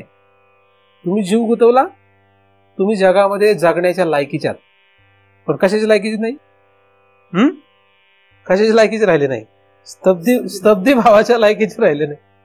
काय पाहिजे हे कुणी ठरवावं, जग पाहिजे का स्तब्धी भाव पाहिजे हे कुणी ठरवायचंय, आपण ठरवायचं. सामान्य रूपाने राहा तुम्ही सगळीकडे, आणि ज्यांना सामान्य रूपाने तुमचं जमतंय तर काय हरकत आहे. सकाळी सकाळी लवकर उठून 5-6 म्हातारे आपले फिरायला जातात. आता ते गप्पा मारत छान छान मस्त मस्त वाटतं. त्यांच्याकडे जर बघितलं असं वाटतं हे जीवाभावाचे मित्रच दिसते. पण ते म्हाताऱ्यांचं काय असतं काय एकमेकाशी, काय काही नसते. म्हणजे ते एकमेकांमध्ये कसे असतात, सामान्य भावाने असतात, काही नसतं विशेष. बरोबर का नाही. असं राहा, मग चांगला व्यवहार होतो का नाही त्यांचा, पण चालतं ना त्यांचं व्यवस्थित. काय काय तर ग्रुप असं वाटतं की अरे किती एकत्र, किती चांगले त्यांचं असेल असं वाटतं. पण सामान्य रूपाने राहणं ही अवघड गोष्ट, सोपी नाही. सामान्य रूपाने राहिलं तर जगामध्ये सामान्य रूपाने राहायची जी तयारी होती त्याला जगात जागा नाही राहत. नाही राहिला तरी लोक विचार काय राहायला काय नाही राहिला, ठीक आहे. विशेष रूपाने राहिलं तर तुम्हाला जग तुमचं कौतुक करतो. तुम्ही विशेष रूपाने राहिलं की जग तुमचं कौतुक करेल, तुम्हाला सुख आणि दुःख दोन्ही मिळेल. विशेष रूपाने राहिले काय होतं, विशेष रूपाने राहिले की सुख पण आणि दुःख पण हे दोन्ही मिळेल. सुख केव्हा मिळेल, चांगलं झालं की सुख मिळेल. दुःख केव्हा, वाईट झालं की. आणि चांगलं वाईट म्हणजे काय, त्याला काय इच्छा आहे त्याच्यानुसार, म्हणजे त्याच्या इच्छेप्रमाणे झालं की सुख मिळेल आणि त्याच्या इच्छेप्रमाणे झालं की दुःख मिळेल. म्हणजे बायकोची इच्छा होती, तुमचा बायको जीव गुतला असं धरूया आपण, गुतलेला नाही हे मला माहित आहे नाही का, तुमच्या बायकोमध्ये जीव गुतलेला नाही पण जीव गुतलेला आहे असं धरू आपण. आता बायकोला पाहिजे सोनं, बायकोला काय पाहिजे, सोनं पाहिजे, आणि तुम्ही बायकोला सोनं घेऊन देऊ शकले नाही तर काय होणार, कोणाला दुःख होणार, दुःख होणार बायकोला. आणि तुमचा जीव कुठं गुतला, बायको, म्हणजे कोणाला होणार दुःख, म्हणजे तुम्हाला दुःख होणार. संबंध कसा असतो, तुमचा जिथे जीव गुंतलेला असतो त्याच्या इच्छेमध्ये जर ते पूर्ण नाही झालं तर तुम्हाला त्यांना दुःख, त्यांना झालं की आपल्याला दुःख. आता बायकोला पाहिजे होता सोन्याचा दागिना, तुम्ही तिला सोन्याचा दागिना घेऊन दिला, ती झाली सुखी. आता तुम्ही काय झाले, आता तुम्ही पण झाले सुखी. असं चालतं का नाही जगामध्ये. बायको असो, मूल असो, कोणी असो, आईला लेकरामध्ये सुख वाटतं. कसं काय, आईला लेकरामध्ये सुख वाटतं, कशामुळे वाटतं, कारण लेकराची काहीतरी इच्छा असते, बरोबर. त्याची इच्छा पूर्ण झाली की आईला सुख होतं. का, कशामुळे सुख होतं, कारण आईचा जीव त्याच्यात गुंतलेला असतो. लेकराचं ती इच्छा पूर्ण नाही झाली तर आईला काय होतं? पोराला वाटतं आपली बायको आपल्या ताब्यात असावी. आता ती पोरगी जर तसली नसली, म्हणजे गुलाम कॅटेगरीतली, गुलाम वर्ग असतो ना, ती गुलाम कॅटेगरीत नसली, तिने जर फणा काढला, म्हणजे ती जर म्हटली तू येतील तर मी तुला देईन ठेवून, असं जर ती पोरगी त्याला पोराला म्हटली तर आईला काय होतं? का बरं? आईचा पोरा जीव गुंतलेला आहे. पोराची इच्छा की आपली बायको आपल्या ताब्यात राहावी. ताब्यात राहावी म्हणजे काय? मी म्हटलं दे पाणी की पाणी द्यावं, मी म्हटलं दे चहा की चहा द्यावा, मी म्हटलं धुव कपडे की धुव कपडे. म्हणजे असलं काहीतरी कल्पना असतात. मग कोणाकोणाच्या काय काय कल्पना असं सांगता येत नाही. तर मग ती जर पोरगी तशी नसेल तर त्या पोराला दुःख होतं, आणि पोराला दुःख झाल्यामुळे आईला दुःख होतं. आता आईचा काही तसा संबंध आहे काय? आता जीव गुंतलेलाच नसला समजा, तर ती काय विचार करणार? समजा जीव नाही गुंतला, असं अवघड आहे, आईचा जीव गुंतला नाही हे म्हणजे ती जरा असं झालं, ते असं होत नाही कधी. पण मी आपल्या गमतीने सांगतोय, आईचा जीव नाही गुंतला, हा गमतीचा भाग झाला बरं. आईचा जीव नाही गुंतला तर काय होतं? नाही गुंतला तर काय होईल? पोराची काही इच्छा असली आणि ती कशी वागली तर तिला काहीच वाटणार. त्यांचं आहे, बघून घेतील, आपल्याला काय करायचं आहे ना? काय राहणार आहे का? काही राहणार नाही. असो, तर विशेष रूपाने जीव गुंतवू नये हे कोणाच्या हातात आहे? महाराजांच्या हातात नाही. महाराजांच्या हातात काही नाही. महाराजांच्या हातात काय नाही, काही नाही. महाराजांच्या हातात फक्त काय? महाराजांचा संग केला म्हणजे काय होईल? महाराजांची जर अशी स्थिती असेल तर तुम्हालाही त्याचा गुण लागेल, बाकी काहीच नाही. म्हणून महाराज काय देणार आहे का आपल्याला? काही देणार नाही. तुम्ही ज्यांच्या संगतीत राहणार तसं होणार. आता महाराजांचे गुणच असे असतील. महाराजांची जर अशी स्थिती असेल आणि आपण ह्या महाराजांचा संग केला, म्हणजे जर आपण त्या महाराजात जीव गुंतवला तर काय होईल? आपली तशी स्थिती होईल. तुम्ही ज्याच्यात जीव गुंतवता त्याच्यासारखी तुमची स्थिती होईल. महाराज जर अशा स्थितीतले असतील आणि तुम्ही महाराजात जीव गुंतून बसले तर तुमची स्थिती काय होईल? तुमची तशी स्थिती होईल. आता महाराजांची स्थिती तशी असली म्हणजे महाराजांची स्थिती कुठल्या कुठल्या पातळीला असेल? महाराजांची स्थिती जीव या पातळीला, महाराजांची स्थिती सूक्ष्म देहाच्या पातळीला, म्हणजे मनाच्या पातळीवर, बुद्धीच्या पातळीवर, चित्ताच्या पातळीवर, अहंकाराच्या पातळीवर जर तशी स्थिती असेल आणि तुमचा जीव जर महाराजांच्या मनात गुंतला, बुद्धीत गुंतला, तर तुमची पण स्थिती तशीच होईल. आता महाराजांची स्थिती जर स्थूल देहाच्या पातळीला पण तशीच असेल तर काय होईल? तुमचा जीव जर महाराजांच्या स्थूल देहात गुंतला तर तरी सुद्धा तुमचीच तशी स्थिती होईल. पण यासाठी गरजेचं काय? महाराजांची स्थिती कुठल्या पातळीला हे महत्वाचं. मुक्त महाराज कुठं असतो? ज्याचा जीव जीवातच गुंतला. ज्याचा जीव कशा गुंतला? जीवातच गुंतला, आणि त्याचा परिणाम फक्त तिथेच आहे, तर तो एक पातळीचा महाराज आहे. त्याच्यापेक्षा श्रेष्ठ कोण असतो? ज्याचा जीव जीवातच गुंतलेला आहे आणि त्याची स्थिती ती मनापर्यंत पोहोचलेली आहे. म्हणजे त्याचा तो भाव आहे फक्त जीवापुरता मर्यादित नाही, मनावर, बुद्धीवर, म्हणजे सूक्ष्म देहावर सुद्धा त्याचा तसाच भाव आहे ठामपणे. तो त्याच्यापेक्षा श्रेष्ठ. त्याच्याही पेक्षा श्रेष्ठ कोण आहे? स्थूल देह सुद्धा, म्हणजे रोम त्याचा त्याच भावात गेलाय. काय झालंय? म्हणजे हे कसं आहे, जीवाने राम राम म्हणणं हा एक भाग झाला, जीवाने आणि मनाने सुद्धा राम रामच म्हणणं हा दुसरा भाग आहे, आणि तिसरा भाग आहे स्थूल शरीराने पण राम राम म्हणणं, म्हणजे हाडं आणि काढं सुद्धा रामरामच म्हणू लागली, तर हा श्रेष्ठ असतो. म्हणजे रामराम कोणाकोणाला म्हणता येतं? जीवाला पण म्हणता येतं, मनाला पण म्हणता येतं, आणि हाडाकाडांना पण म्हणता येतं. पण हाडं काढं सुद्धा रामराम म्हणणं हे किती काय आहे? अवघड आहे. हे काय अवघड आहे. मनाने रामराम म्हणणं हे त्याच्यापेक्षा सोपं आहे, आणि जीवाने रामराम म्हणणं त्याच्यापेक्षा सोपं आहे, आणि त्याच्यापेक्षा सोपं काय? तोंडाने रामराम म्हणणं आहे ना. तोंडाने रामराम जो म्हणतो नुसती पडपड आहे. तसं तोंडाने फक्त जो विशेष रूपाने कुठं अडकलेला नाही असं म्हणतोय त्याची नुसती वाचाळ आहे. तो काय म्हणजे असं मी आता जे बडबड करतो ही जर फक्त तोंडाची असेल तर हा वाचाळ आहे, हा सगळ्यात ढ आहे, तो उपयोगाचा नाही, तो गुंतलेलाच आहे. म्हणजे ह्या सगळ्या गोष्टी आता मी बोलतोय म्हणजे मी कशाने बोलतोय? तोंडाने बोलतोय. मग हे जर फक्त तोंडापुरतं मर्यादित असेल तर हा वाचाळपणा आहे, हे पोपटपंची झाली है ना. आता त्याच्यापेक्षा उत्कृष्ट काय असतं? जीवाची तशी स्थिती असेल आणि तोंडाने बोलतोय तर तो महाराज आहे. अशा महाराजांच्या जीवाला जर तुम्ही जीव गुंतवला तर तुमचं भलं आहे. त्याच्यापेक्षा श्रेष्ठ महाराज कोण? तोंडाने बोलतोय, जीवाची तशी स्थिती आहे, पण मन बुद्धी सुद्धा त्या स्थितीत आहे. म्हणजे जीवाचं कार्य असणारं मन बुद्धी हे सुद्धा त्या स्थितीत आहे. कुठल्या? आपण वर्णन केलं स्तब्धीभाव ह्या स्थितीत असेल तर तो महाराज त्याच्याही पेक्षा श्रेष्ठ आहे. मग अशा महाराजांच्या मनात जरी तुम्ही तुमचा जीव गुंतवला तरी तुमचं भलं आहे. पण पहिल्या महाराजांच्या मनाची तशी स्थिती नाहीये, फक्त जीवाची तशी स्थिती आहे. म्हणून तशा महाराजांच्या मनात जर जीव गुंतवला तुमचं भलं होणार. त्याचं भलं झालंय ठीक आहे, पण तुमचं नाही भलं होणार. का नाही होणार? कारण तुम्ही जीव कुठं गुंतून बसले? तुम्ही त्याच्या मनात गुंतून बसले किंवा त्याच्या शरीरात गुंतून बसले, तर मग तुमचा जीव त्याच्या जीवापर्यंत पोहोचला नाही ना, म्हणून उपयोग होत नाही. आणि असं जर महाराज असेल की त्याचा जीव, मन आणि स्थूल देह यांच्या सगळ्या सर्वांगावर तो काय आहे? स्तब्धी भावात आहे. सर्वांगावर स्तब्धी भाव म्हणजे त्याचं स्थूल शरीर सुद्धा स्तब्धी भावात आहे. स्थूल शरीर सुद्धा समाधीत आहे. सूक्ष्म देहाची ती स्थिती आहे. सूक्ष्म देह सुद्धा स्तब्धी भावात आहे आणि जीव सुद्धा स्तब्धी भावात आहे. म्हणजे जीव, सूक्ष्म शरीर, स्थूल शरीर हे तिन्ही सुद्धा स्तब्धी भावात असेल तर तुम्ही तशा महाराजांचे पाय जरी धुवून पिले तरी तुमचा उद्धार होईल. काय होईल? त्याच्या पायाचं तीर्थ सुद्धा तुम्हाला उद्धार करायला कारण होईल. पण त्यासाठी काय गरज असते? त्या महाराजाची तशी स्थिती असायला. आणि तुमचा त्याच्यामधला भाव जो आहे तो जीवापासून लागतो.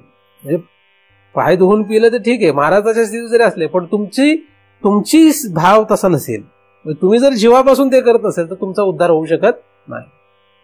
मग तुम्हाला तुमच्यासाठी वजाबाकी नाही आहे, तुमच्यासाठी वेगळी अवस्था आहे. तुम्हाला करणे कुठून आहे? ते जीवापासूनच आहे. मी दुसरी बाजू सांगितली फक्त एक. म्हणून महाराज सुद्धा कुठल्या 3 पातळीला असू शकतात. अधिकारी महापुरुष. आणि चौथं जे असतात ते नुसते वाचाळ असतात. चौथे कोण असतात? वाचाळ असतात. त्यांची जीवाची स्थिती तशी नसते, त्यांच्या मनाची म्हणजे सूक्ष्म देहाची तशी स्थिती नसते, त्यांच्या स्थूल देहाची सुद्धा तशी स्थिती नसते. ते फक्त तोंडाने बडबड करत असतात. पण अशा महाराजांचा आपल्याला काही उपयोग होत नाही. अशा महाराज हे उद्धाराला कारण होऊ शकत नाही कोणाच्याच. महाराज दिसतील ते फक्त. त्याच्यामुळे हे जरा अवघड आहे. पण हा एक दुसरा भूमिका सांगितली मी तुम्हाला. आधीच तुम्ही काय करायचे सांगून दिलेलं आहे. त्यामुळे तुम्ही म्हणाल की आता असा महाराज शोधावा कुठं, तो मी फक्त माहिती म्हणून भाग सांगितला आहे. हा दुसरा जो भाग सांगितला मग तो काय आहे? तो फक्त माहितीसाठी सांगितला. मी तुम्हाला ते करायला सांगत नाही. तुम्हाला काय सांगतोय? तुम्हाला मी आधीच्या भागामध्ये जे चिंतन सांगितलं ते महत्वाचं आहे. काय? जीवाने जीवाची परीक्षा करीत राहावी, तो तुमचा महत्वाचा भाग आहे. आणि जीवाने कुठेही विशेष भावाने, विशेष रूपाने गुंतू नये, हे प्रयत्न करा. हा जितका प्रयत्न तुमचा वाढेल तुम्हाला आतमध्ये लक्षात येईल की तुम्ही शांत, स्थिर आणि सुखरूप होताय, असं तुम्हाला लक्षात येईल. जितका तुम्ही जीव गुंतलेला काढाल की तुम्ही शांत, स्थिर आणि सुखी व्हाल. व्यावहारिक दृष्ट्या सुद्धा काय होईल? तुमची स्थिती शांत, स्थिर आणि सुखी व्हायला. व्यावहारिक दृष्टीने सुद्धा, पारमार्थिक दृष्टीने तर फार लांब आहे, पण ते तर नक्कीच हाताला लागेल, पण तो नंतरचा विषय. पण त्यासाठी काय लागेल? तुमची जीव भाव लागतो तुमचा. इथे काय लागतो? जीव भाव पाहिजे तुमचा. जीव नसेल तर काही उपयोग नाही. म्हणून अशांचा संग करा की ज्यांच्या संगतीत राहिल्याने आपल्याला ह्या सगळ्यातला विशेष रूपाने गुंतलेला जीव बाजूला काढता येईल. अशांचा संग करा. असे शास्त्र, असे सद्गुरू, अशांचा संग करा, जेणेकरून आपल्याला याच जन्मामध्ये स्तब्धी भावापर्यंत प्राप्त होते. आणि स्तब्धी भाव ही आपली सहज स्थिती आहे. काय ती आपली?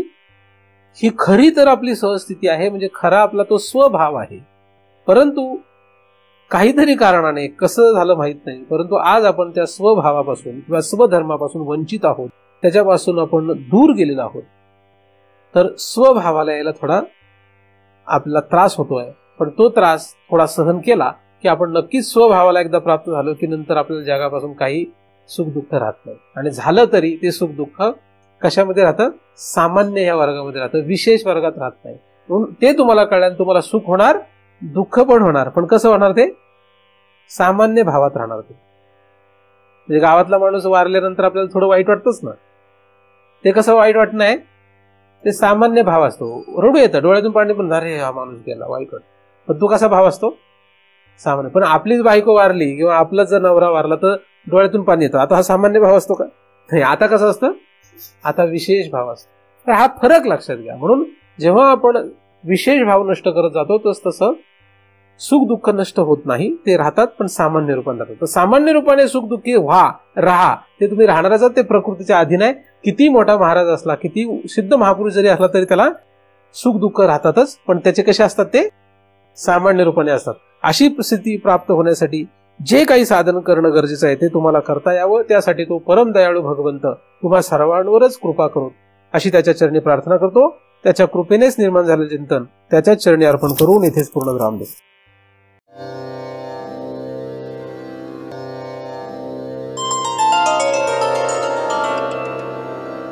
आता विश्वात्मके देवे येणे वाक्यज्ञे तोषावे, तोषोनी मज द्यावे, फसाय दान हे.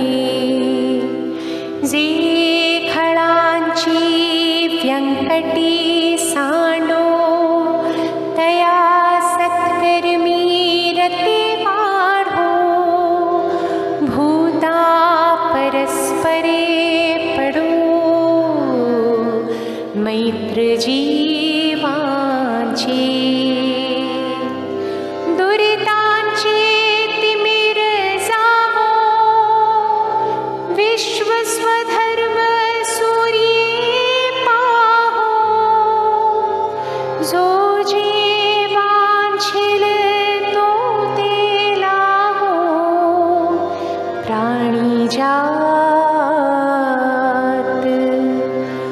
वर्षत सकळ मंगळी. ईश्वर निष्ठांची मादियाळी, अनवरत भूमंडळी भेटतो भूता. चला कल्पतरूंचे आरव, चेतना चिंतामणीचे गाव. बोलते जे अर्णव पियुषाची.